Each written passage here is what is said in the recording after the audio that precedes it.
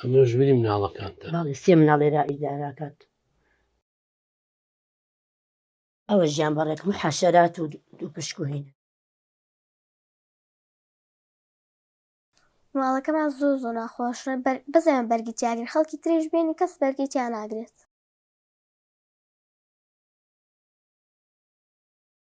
کەسبکارێکیان یەکێکەیە گەوری ماڵەکە ئیشیان بۆ بکات تی ئێمە چاو ئەو بەپارێکی بم مەکتەب فەرقمان هەیە جای وای پارەشمان هەر پێ نابێت جا دایکیش مەگەر لە ئیش بێ ناتوانێتمان بۆ حازەکە جای وای بە بستێتی چوون.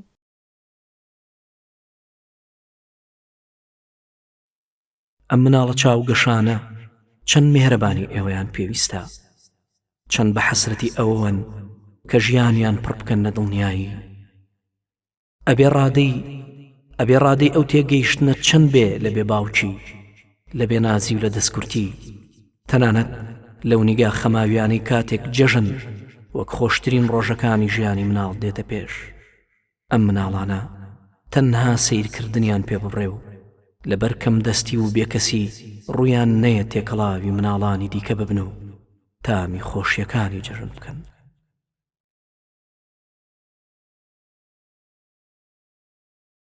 وڵام چوار مناڵی وێ باوکم هەیە کچن هە چواریان ڕۆژانە بە مەعیشەتمانە سەر ئەوە ئەژی کە ڕۆژ ئەچم بۆ ئیشی پاکردنەوە ئیشێک بکەم و پارێکیان بۆ بێنمەوە بۆ ڕۆژانە بژێویان پێوە بەڕێوە بەرن. چوار تا لەبەن بەخوا بە جیانە لەم دڵم لایەنە بە سەرما بە گەرما ئیتر زروف ژیانی زۆر زەحمەتە لەم ڕۆژە تا چاوەڕێی خێرخوازم نەوت بێت هەچێ بێ بۆمان بێنە ماڵیان ئاوا بێ لە خانوویەکان خانەکەمان هەر زۆر وێرانە بە کەڵکی ژیان نەماوەتیایە بەخوا ئیتر هەمووی ئاوەیات هەمووی دیوارەکانی هەمووی بۆنی یەکە ڕووە دوو لە ڕوێەوەتر زۆر ژیانێکی ناخۆشمانەیە بەس ئەم چوار مناڵن ئیداراکەن تیا لەم خانووە قەناعەتیان هەیە چاوەڕێی خێرخوازین ڕەحمی خوا گەورە بچێتە دڵیانەوە و یارمەتیمان بە خانمان بۆ چاکەن ئینشەڵا بە پشتیوانی خوا و ئێوە هیدایەتمان بۆ یارمەتیمان بن ئینشەڵا مەمنونین خوای گەورە لە قیامەتە جەزاتان باتەوە ئینشەڵا چاوەڕێی ئێوەی مەمنونین بەخوا بەس بەوە ئەژین دراوسێ و خێرخواز و شر یارمەتیمانیان منیش فریان ناکەم خۆتە زانی منیش تەنیا هەر خۆم لەکوێ فریاکەوم ئەگەر لە 10 ڕۆژ 5 ڕۆژە ئیشێک هەبێ بچین بکەم بۆ مناڵانە فریای چیەکەوم فرێ ئاو بکەوم پارێکارە بە ئاو مەسرف ڕۆژانە جل و بەرێک قەمسەڵە وایە هیچ شتێ فریان ناکەوم ئێتر خوای گەورە ڕەحمی بۆ مناڵەکانت داوای شتێکن تۆ بۆت نەکراوی بیکەی. ئەرە وڵات جاری وا بە مناڵەکەن داوای شتێکیان کردووە زەرور بووە ئێتر پێم نەکراوە خۆیان هەستیان کردووە کە نییە زۆر قەن با قەناعەت بوون دووباریان نەکردێتەوە لە خوا بەزیای بە زۆر عاقڵن.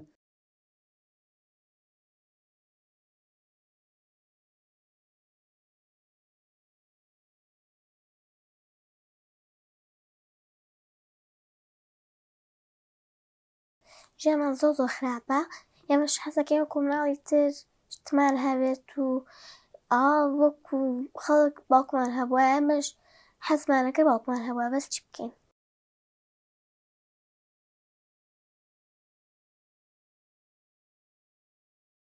حەزمانەکەش باوکمان هەبووە لە بۆ شتمان بۆ بکڕێ خەڵکی شتمان بۆ کرێت بەس پشمان ناکەین ئێمەش وردە وردە گەورە بین تێردا لە خێرخوازانەکەم یارمەتیمان بن و ژوورەکانتان چۆنەکە ئێوە ژوورەکانمان هەمووی کاڕووە وەکو ئەوی خۆشتانەی بین هەمووی کاڕوو و چۆن بیڵێین هەمووی کاڕوو و حەشەرات و شتی لێ بەڵێ. داواتان چیە لە خێرخوازان چیتان بۆ بکەن؟ دا لە خێرخوازانەکەین یارمەتیمان بن ئێمەش حەزمان لە ژوور و ماڵێکی خۆش وەکو خەڵک ئێمە ماڵمان وەکۆی بینە هەمووی کاڕوو و ئاوی پێایەتە خوارەوە ئێمەش حەزمان لە جلە وەکو مناڵانەی لە تەمەنی خۆمانن جلیان هەیە بەس ئێمە نیممانە تا تقریبەن 2 جلمان هەیە یەک قاتی ماڵە و تەواو تر هەر بە قاتی ماڵەوە چنە دەرەوە مناڵە خەڵکیش جل جوانەبەرەکە ئێمەش دا لە خێرخوازانەکەین جلمان بۆ بکڕن.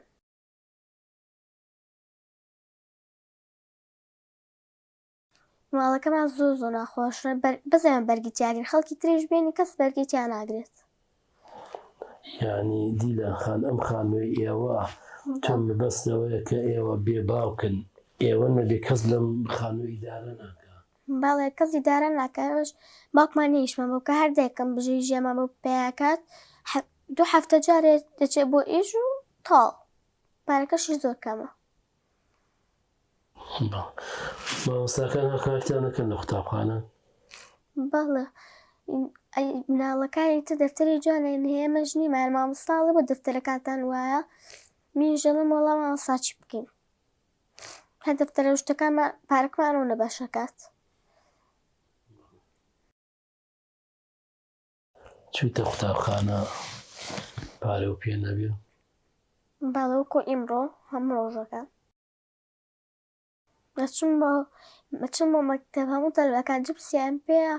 ئەڵێ بۆ هاچی جبسکرەوەم حەزم لێنی ناڵم خۆ ناڵم پارەم پێ نییە.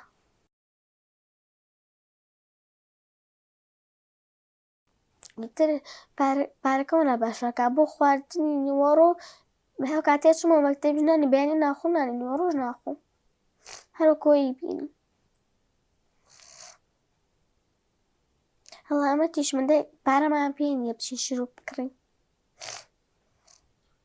تۆ پێویستت بە ئەوەیە کە بچی چارەسەر وەرگری ناتوانێت؟ باڵە بە دایکی وتووە؟ باڵە پێڵەم هەنێجار ئەیشەڵێ باش بەس پێ ناڵێمە بەڕێ پارەمان پێ نییە بۆ خوشکەکە ئەنی سریشم تە بەشکم خوای گەرە چاکم کاتەوە پێستم بە دەرمان شتیش نەبێت.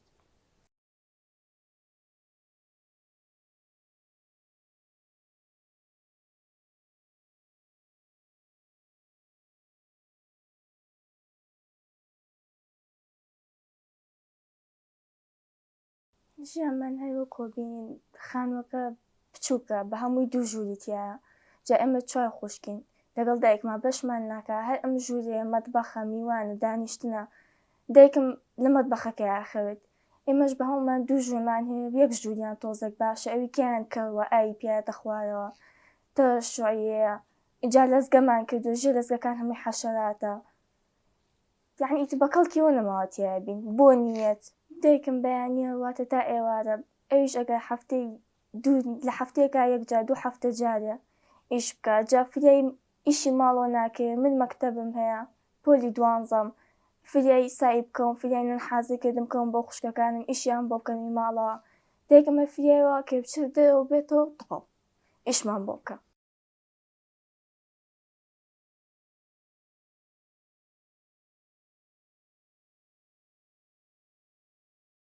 وەڵا بۆ بژێوی ژیانمان هەر لەسەر دایکم و خەڵکە ئەگەر یارمەتیمان بات خێرخوازیان پارەمان بۆ بێنن یان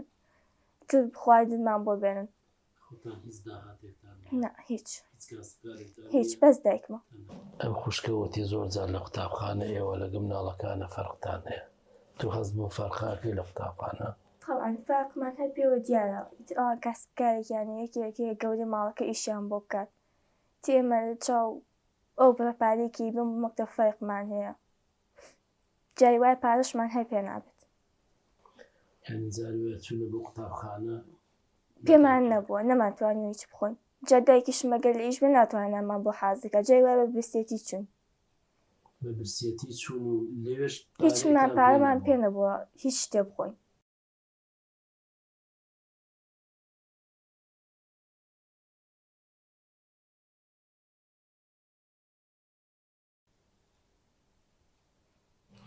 داواتان سێ لە خێرخوازان یارمەتیمان بن ئەم خانومان بۆ چاکە نەگەر هیچ نەبێ شوێنێکە بێ بەستیایە بژین چکە ئێرە بە کەڵکی ژیان نەما بە هیچ نەوەک. بەڕاستی ئەوەی کە ئێمە بینیمان ینی ئەگەر ئێوە 4 کچی بێ باوک نەبن یعنی ئەو خانە کەڵکی ژیانیت نییە بێزگە لە ئێمە هیچ کەسێکتیایە ناتوانێت بژی ئێمەش بە ناچاری تایژین چکە هیچ شوێنێکمان نییە یعنی لەم 2 ژوور و هەیوانە زیاتر هیچ شوێنێکی کەمان نییە هەر بە ناچاری بێتیایە بژین بەرگە بگرین. داوا لە خێرخوازانەکەین لە مانگی ڕەمەزانەیە ئەگەر یارمەتیمان بن خانۆکەمان بۆ چاکەن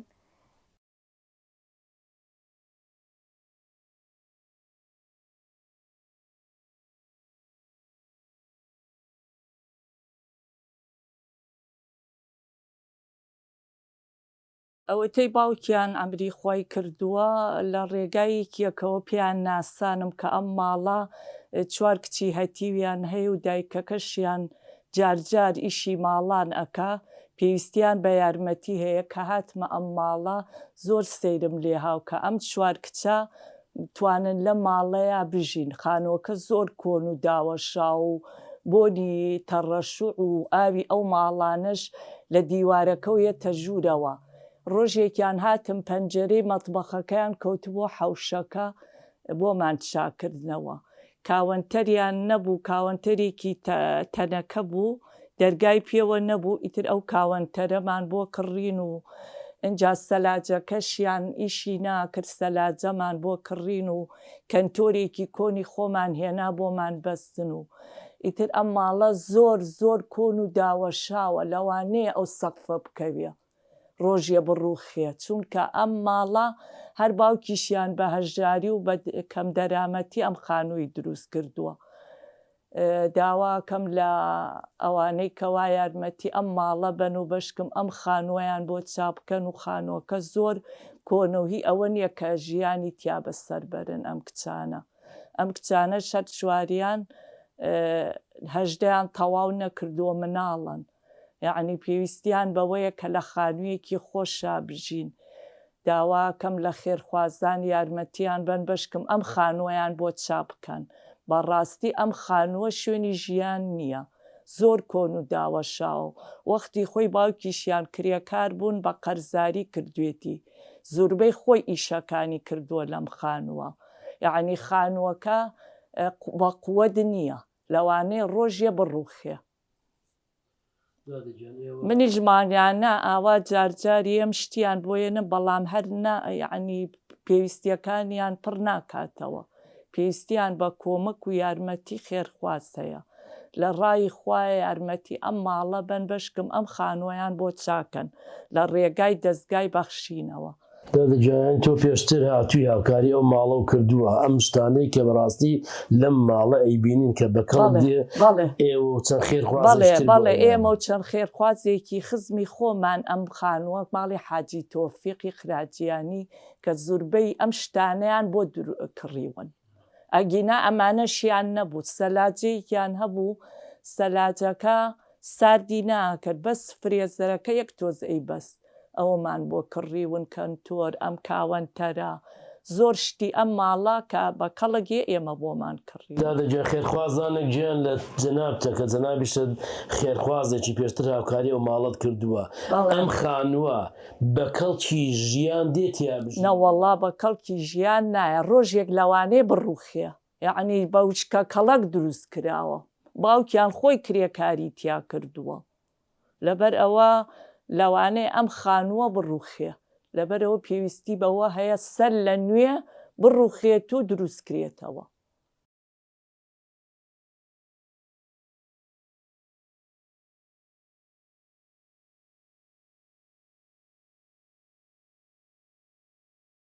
مسلمانان و برا خۆشەویستەکانی ئەمەکو جیرانی ئەم ماڵە کە 10 ساڵ زیاترە جیرانیانی باوکیان کە خاڵی هەر بە فەقیری هێنای ئەم خانووی بە فەقیری و بەخەرزاری کرد کە بژێشی هێشتن وەڵی پارەی تەعزیەکەی پێ نەبوو. کفرودفنەکەی خەڵک بۆی کرد لە ڕێخۆی ئێستا 5 کچی لە باڵغی بەجێشتووە لەگەڵ دایکی بێوەژنە کە ئینشەڵڵا دەرەجیان باشە بێ و خوا دەری بە ڕەحمەتیان لێ کاتەوە و دڵی مسلمانیان بۆ نێرمەکە کە یارمەتیان بن. یارمەتیش لە خواوەیە،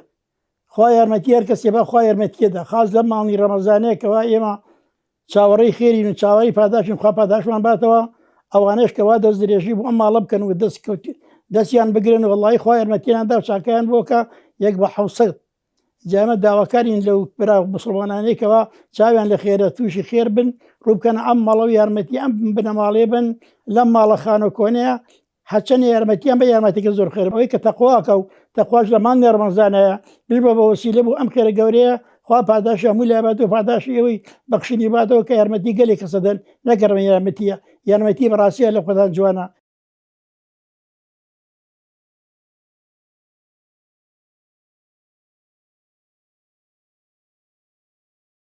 وەڵا من وەکو دراوسێ وەک شاید حاڵ وەک مامۆستای مناڵەکان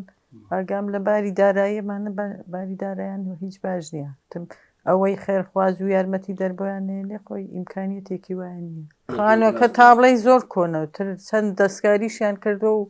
تا ڕەحمەتی باوکیان مابوو هیچ ئیسفادەیەکی نەبوو کۆنە و بچووکە و مناڵەکانیشتر لە مەولا بەرە و تەمەنی گەورەتە زیاترە چن پێویستیان بە شتی زیاترە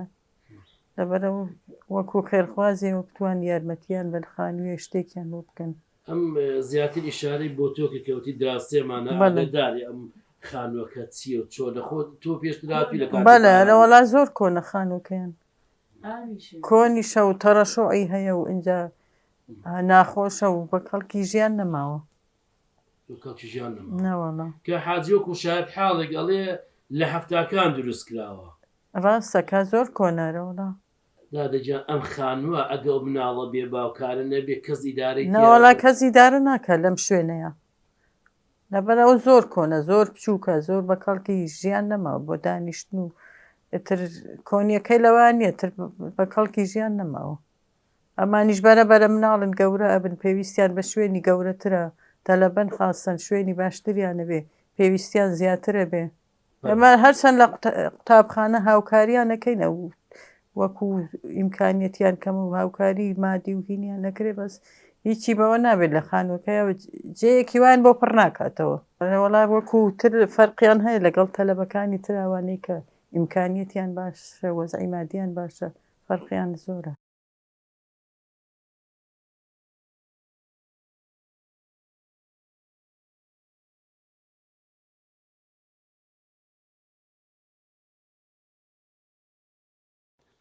دادەجان ئەمە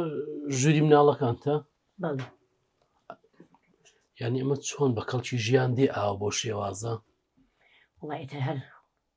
ناژ عیلاجیە چی بکەین مەجبورین سەرمایە ڕکاکە هەموو دیوارەکانی تەڕەشوە هەمووی ئاوێتە خوارە پیاە ئەم مینانتان بۆیە لا بردووە بڵێن ئاوی پیا بەڵێ هەمووی ئاوێتە خوارە پیاە ئەمە ژووری مناڵەکانتە بەڵێ سێ مناڵێرا ئیداراکات باسی ئەمە بۆ کردمەوە هەموو ژێری حەشەراتەوە ئەمە چۆنە چیە ئەمە هەمووی چەند ساڵە وایە ئەم خانووە هەمووی ئەوە ژیان بەڕێکم حەشەرات و دوو پشکوهینە دوولانە ئەوە چی بکەین تر شکرین ئەو ژووری چوار سێتە لە بێ ئەمەش هەمووی ئاوە هی ئەو دی و بەڵێ هەمووی کەڕووەوە ئەم کاشێ بۆچی کراوە بۆ ئەم ئاوە و لەبەر ئەو گەچەنەوەرێت بتوانن دانیشتیان ناستایی بکەن بەڵ چیمزانم مەتبەخ و میوانەکە و چۆنە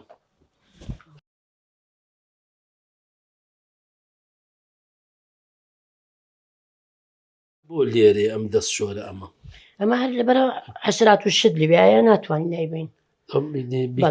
ینی ئاو شتەیە چیە نار حەشراتە حەشرات دەو ژێرکاشیەتە دەرەوانە لەو ژێرکاشوینەیەتە دەرەوە حەشەرات بەردمانداناوە لە سەری هەر زۆر کۆنا حەشرات و شتە هەموویە مەخسە لەو شت ناوێرین ئێمە چاکین ئەو بە پیا چاکرێت ینی زۆر خانوەکەدان زۆر شوێنی هەمووی شوێنی ئاودانی زۆر زۆرتیایە بۆچی ئاوای لەکوێ و ئاوەیەت ئەو لەو دیواری ئەو دیۆیەت بە ئێمە چاک ناکرێ ئەم خێرخوازەکە باسی کرد ئەو کەوانتەرە بۆی هێنابوونەوە بەڵێ بەڵێ ماڵی ئاوا بێ لەگەڵیوە کاوانتەکەمان شکا بوو بە دیوارەکە و نووسا بوو بەڵ ئەو کەوانتەرەی بۆ هێنابوو بەڵێ ماڵی ئاوا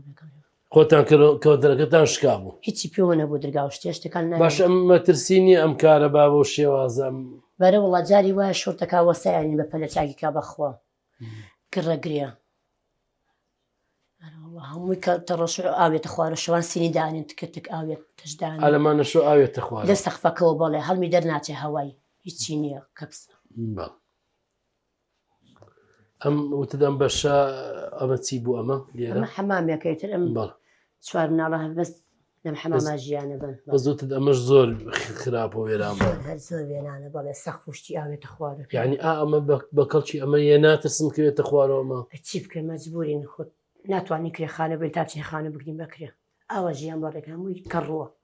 خۆشتان سێریکە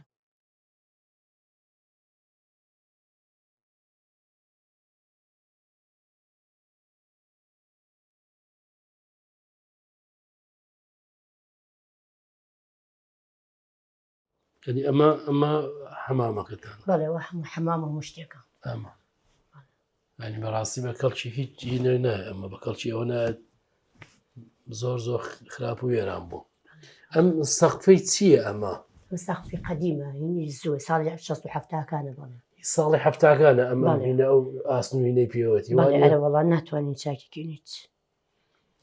یعنی ئێستا ئێرە ئەوە مەتبەخە هەموو خانەکە ئەمێ میوانە ئەم شتێک ئەم ژوورەشتانەی ئەو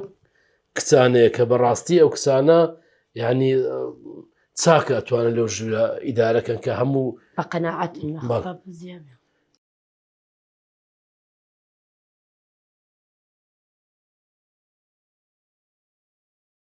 بسم الله الرحمن الرحيم الحمد لله رب العالمين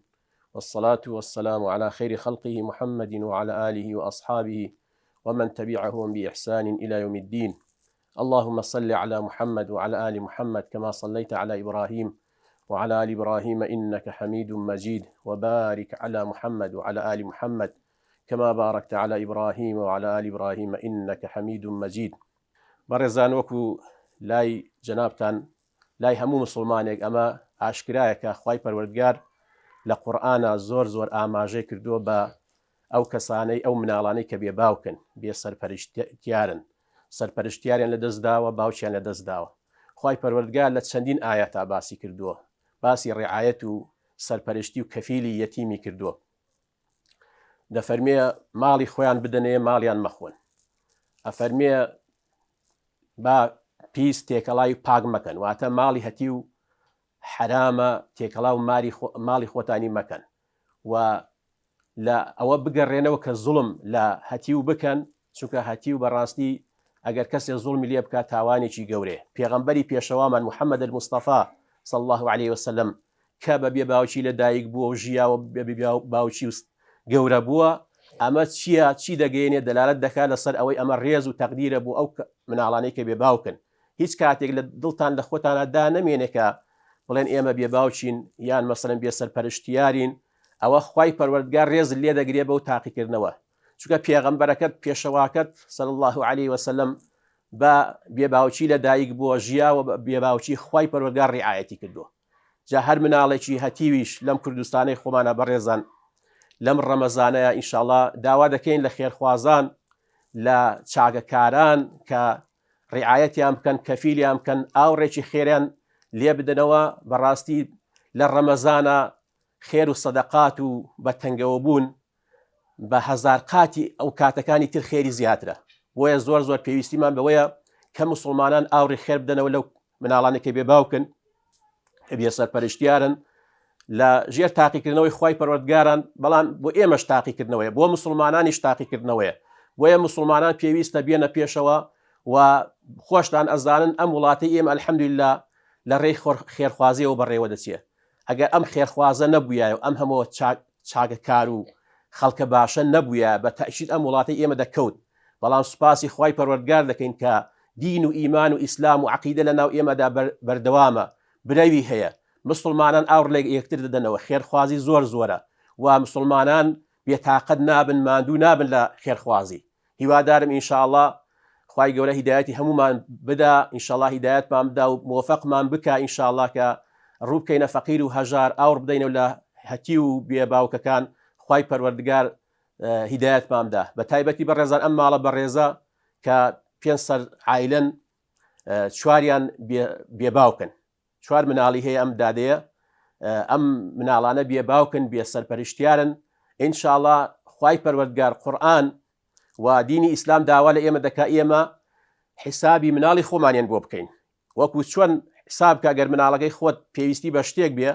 چۆن دڵت بۆی دەسووتێ و سۆز و ڕەحمت بۆی هەیە دەبێ ئینسانی مسلمانیش بە هەمان شێوە سۆز و ڕەحمی هەبێ بۆ مناڵانی تری خەڵکی تر چونکە خوای گەورە فەرموویەتی ئینەمە المؤمنون ئیخوە دەفەرمی مسلمانان ئیمانداران هەمووی برای یەکترن کەواتە هەمووی برای یەکتر بین ئەو مناڵانەش دەبنە برازە و خوشکەزای ئێمە بۆیە ئاگامان لە برازەکانمان بێ خوشکەزاکانی خۆمان بێ کە دەستگیرۆیان بکەین ئاوڕێ خێریان لێ بدەینەوە ئینشاءڵڵا خوای گەورە هیدایەتی هەموو لایەک بدا بە تایبەتی ئەم ماڵە بەڕێزە کە ئەم کەناڵە بەڕێزە لە ئەم دەستگای خێرخوازیە بەڕێزە دەستگای بەخشینە کە هاتوتە ئێرە سەرپەرشتی کردوون ئەم دادە بەڕێزە ئەم خوشکە بەڕێزەمان دەڵێ هەموو شتێکیان هەر خەڵک بۆی هێنا و خێر وەکو خێرخوازی بۆیان کراوە هیچ شتێکیان نییە بەڕاستی و ئینشاءڵڵا هیوادارین کە خوای پەروەردگار هیدایەتمان بدا زیاتر ڕووی خێران تێ بکەین و ئینشاءڵڵا دەستگیریان بکەین و یارمەتیان بدەین.